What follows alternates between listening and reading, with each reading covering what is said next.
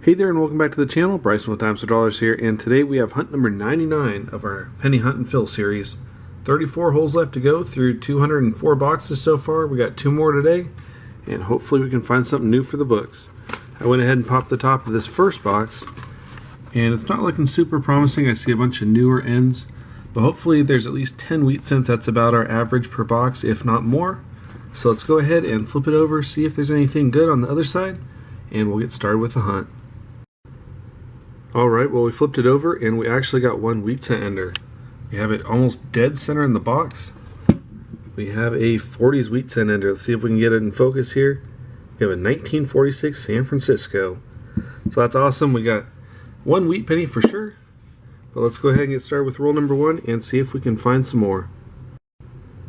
Roll number 1, and we're on the board pretty early with a find. It's not a wheat cent, but we have an older Canadian cent here. This is a Younghead or Laureate Portrait Canadian cent, and I believe they go from 53 to 1964.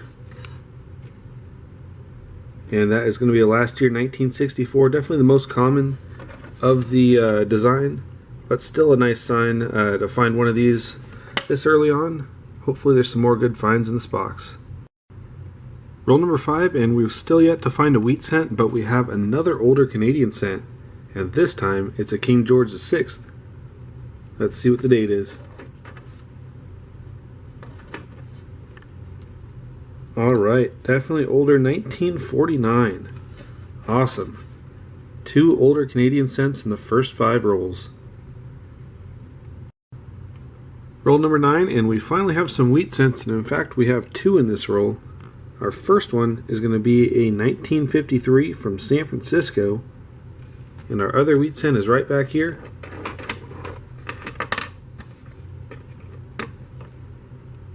And that one's going to be a 1955 from San Francisco.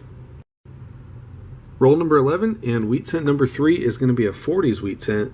We have a 1944 from Denver. 2 rolls later, and we have wheat cent number 4. And this one's going to be another 50s wheat cent, a 1958 from Denver. Roll number 17, and we have wheat cent number 5. And this one's going to be a 1946 from Philadelphia. Roll number 21, and we have another wheat cent here. And this one has definitely seen better days. Looks like it may have been ran over by a train or something heavy at some point. It is completely flat on one side, and it is really damaged. Let's go ahead and see what the date is. Alright, that is going to be an oldie. Let's see, I saw a 191. See if we can make out that last digit. And it looks to be an 8. 1918 Philadelphia. And that looks like it would have been a really nice coin if it wasn't so damaged, but still a well over 100-year-old penny, still in circulation. It is really cool.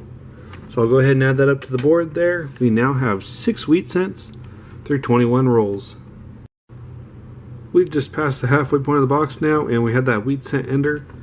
And sure enough, it is going to be a 1946 from San Francisco. Very next roll, and we have another wheat cent here. And this one's going to be a 1956 from Denver. Very next roll, and we have another pre-40s find. We have a 1939 this time, and this one's out of Philadelphia. Roll number 38, and we have wheat cent number 10, and it is going to be another 1958 from Denver. Very next roll, and we have wheat cent number 11, which means we are now doing better than average. We have a 1942 this time from Philadelphia. Roll number 40, and we have another older Canadian cent. Another Laureate Portrait or Younghead. And this one is an older one, 1956 this time. Well, we're on to box number 2 now, very first roll, and we have a wheat cent. It's going to be a 1955 from Denver this time.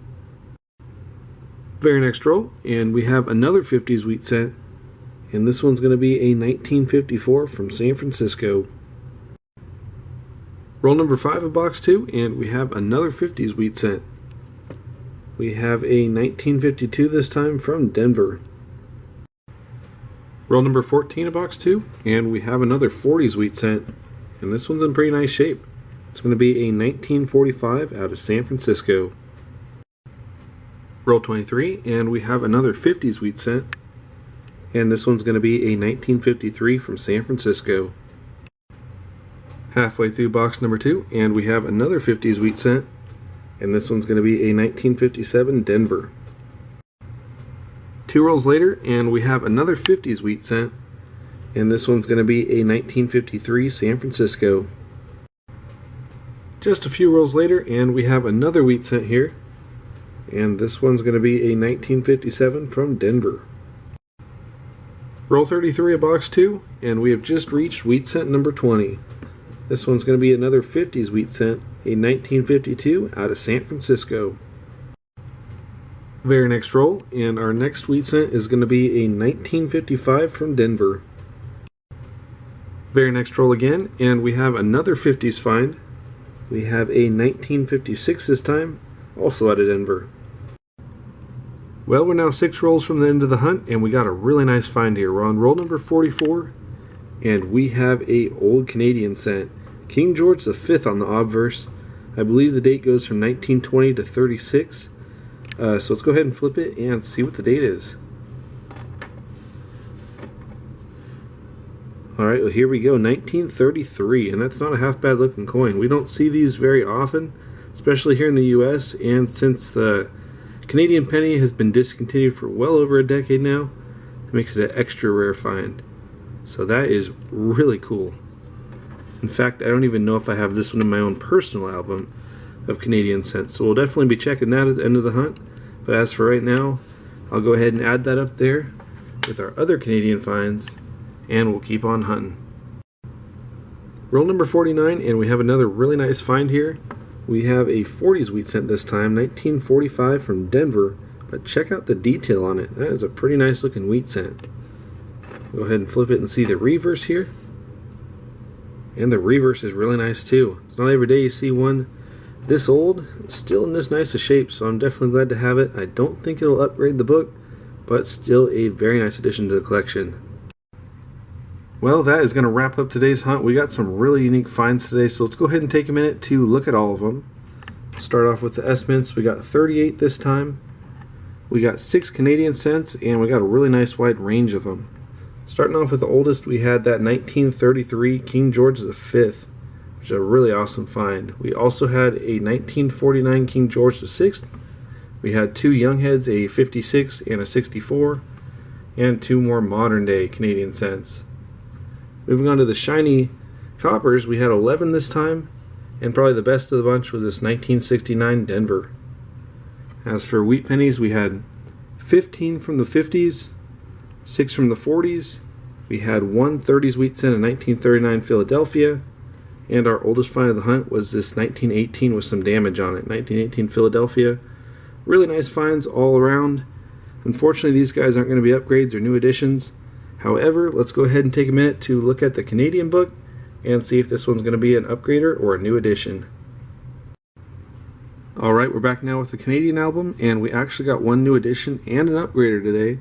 Our upgrader is going to be this 1956 young head that we found, and it's about the same condition, but it doesn't have the corrosion at the bottom, so I'm going to swap those 2 out. Our new addition was no doubt this 1933. Surprisingly, we still needed it, only a mintage of 12 million, so a really awesome find, and I'm glad to add it to the collection. We've got quite a few older Canadian cents, way more than I remember, and I'm definitely glad that this one filled a spot. So that is going to do it for today's hunt. I hope you all enjoyed it. It was a really fun one, and although we didn't get to fill a spot in the Lincoln cent series, we got one of the Canadian today. So awesome addition. Hopefully we can find some more nice finds in the next one.